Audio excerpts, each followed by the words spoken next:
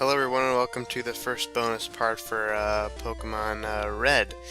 The first thing on the list to do with this bonus stuff is probably the most important, and that being the legendary Pokemon. I think I've hinted at them before. We got three, we got a trio, and then one to catch, and then one to get legitly illegally. Yes. Legitly illegally. Anyway, we're gonna tackle the trio. They're known as legendary birds. We're going after. This isn't the order I actually went for them, but I'm doing them in order of their puns because their names are The first one we're going for right now is Articuno. Second one is Zapdos, and then the third one is Moltres. So, they're the endings of their names, dos, Spanish. So I figured, might as well just show them in that order because why not? That's the joke. So Articuno here, he's in the Seafoam Islands place. If you remember, it connects, or it's kind of like an island between Cinnabar Island and the south, south and then to the west of fucking Fuchsia City. And yeah, we came here before, and there are two entrances, and you could take either one, it doesn't really matter. I guess I usually could take I usually take Cinnabar just because Cinnabar seems to be closer. You don't have to like surf down south and then go west. Instead you just straight shot to the east and then you're there. But the gimmick here is the water currents. The water currents are too fast to surf on, or the first place I actually surfed on, it took control of me. When I first got in the water, I had free control, but then when I tried to go on land, it just automatically sent me down and then to a new area, and I can't control that. And it's because their currents are too strong. So, what you need to do is block the currents, and in order to do that, you need to use these boulders. So make sure you have strength and surf with you. I think that's all you need. And then you could bring dig or teleport or an escape rope once you've caught Articuno, just so you can get out of here easy, But yeah, we just have to put these boulders down the holes. You only need to put two, so I think that's all you really can do because the other two are in spots where you can't move them where you need to. So actually, once you put those two down the holes, that's it. You can just fall down the hole and you'll be where you need to be and just surf upward, and there's Articuno. So it's not too challenging. I honestly think this is the most challenging of all the legendary birds. Yeah. Once you do that, current's all nice and good, and you bam, and here he is, or she, or androgynous, doesn't matter. I don't think it has a fucking gender.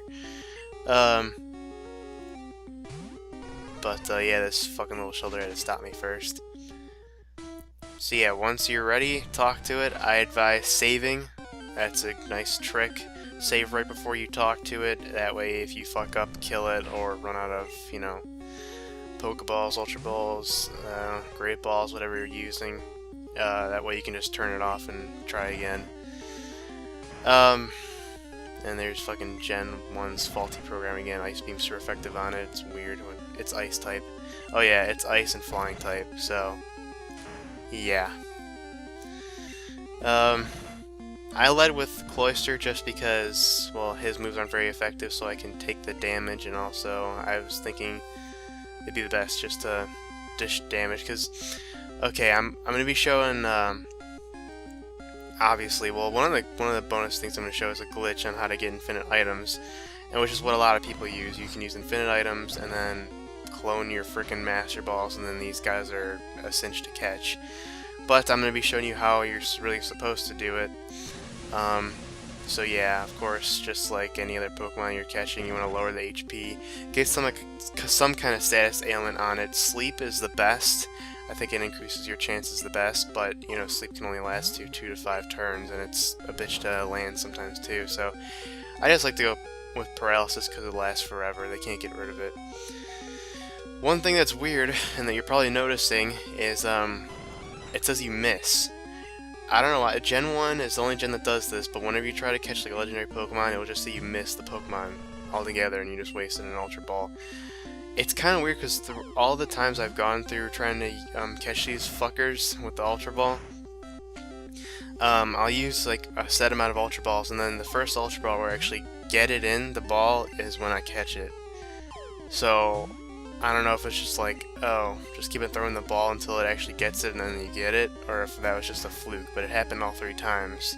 At least I think. I don't know if Moltres might have been different. I don't remember. This was a while when I recorded this. But yeah. So be prepared to use a lot of Ultra Balls on these guys. If you do end up using all your Ultra Balls, which happened to me, you can, like I said before, you can grind at the Elite Four. Not only will you get more levels, you'll get more money, a lot of money. So if you do end up running out of Ultra Balls and you need more, and you're out of money, yeah, that's the method I would go for. Of course, you could just be like everyone else and not be a hipster like me. And just use the Master Ball trick. I wouldn't blame you. Yeah. One thing you also need to be careful of is your team not getting KO'd, because, yeah, these guys have infinite PP, so they can attack all they want. And since you're not attacking them, you know, you could eventually get KO'd, and that would be no good, so you gotta watch out for that. I mean, you could bring some healing items just in case if you want to, but yeah, there's Articuno.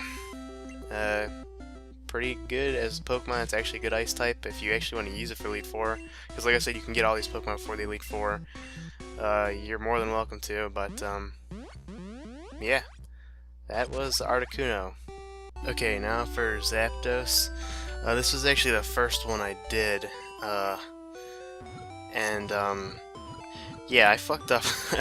I fucked up while recording, because as you can see, the fucking mouse is right there, which I guess might be annoying for you guys. I don't know how it ended up there, because my trick that I do in order with editing, just because I guess I need something to talk about, because, well, I cut there, but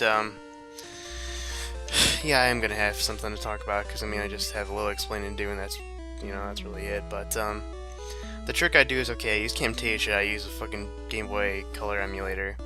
I have the sound mixer for the Game Boy emulator on the left side of it, and once I run into a wild encounter or something I just want to edit out, I mute it, so that way I get a visual cue when I edit, so that way I'm like, oh, there's no sound for the video right there, that means, oh, I gotta edit that out, you know? That way I don't have to rewatch the whole thing and, you know, waste my life. So I had my mouse over there, and I guess it just kind of registered it as being over the emulator, even though it wasn't, and I guess Camtasia just picked up the mouse, so I don't know, it's weird, I don't get it, but whatever, the mouse is there, and there's nothing you can do about it, so there's nothing I can do about it, really, but whatever. Okay, this place is the power plant. As you saw, it was right by Rock Tunnel, so you go to the right of Cerulean. Make sure you bring someone with Cut, because you need to cut that goddamn tree out of the way. And then you need Surf to get over here, and that's all you need. You don't need anything inside Power Plant.